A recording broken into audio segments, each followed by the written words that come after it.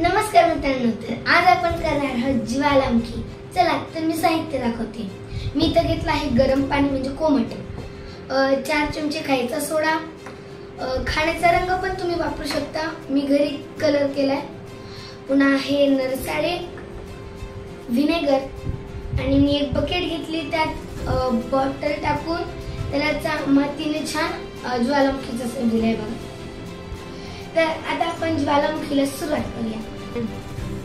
तर हे तुम्हाला सर्व साहित्य झाले, चला तर आपण आधी करूया। तर सर्वप्रथम मी 4 चमचे खायचा सोडा टाकते यात। 1 मिनिट मी नरसाळ्याच्या मदतीने टाकते।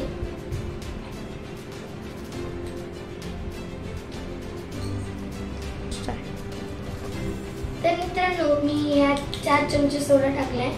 आता मी जो कलर बनवतात तो अर्धा चमचा मी यात टाकेल।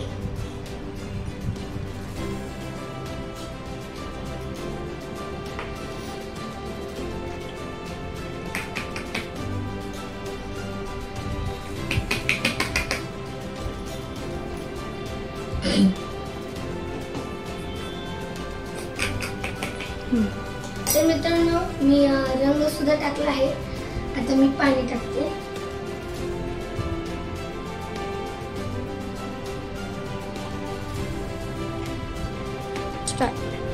तर मित्रांनो, आता मी पाणी देखील टाकले। आता हे व्हिनेगर बॉटल भरेपर्यंत आपल्याला व्हिनेगर टाकले, आणि व्हिनेगर टाकल्यास आपल्याला आपली ज्वालामुखी खाली येताना दिसेल।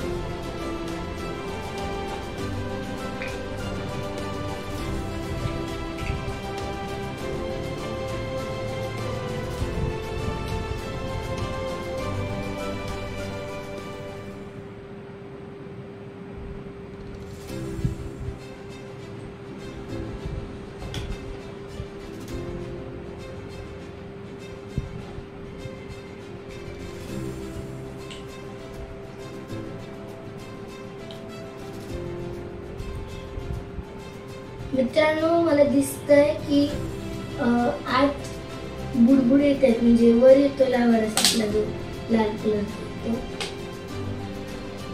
आणि रेडी राहा सगळेजण आपली ज्वालामुखी बघायला। रेडी, स्टेडी, गो।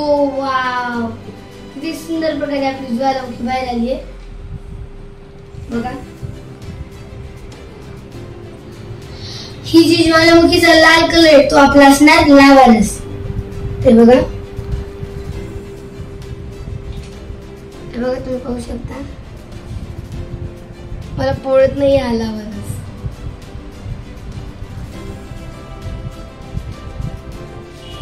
तर मित्रांनो, आता जो आपण ज्वालामुखीचा प्रयोग पाहिला होता, तर त्याचं वैज्ञानिक तत्व मी सांगते।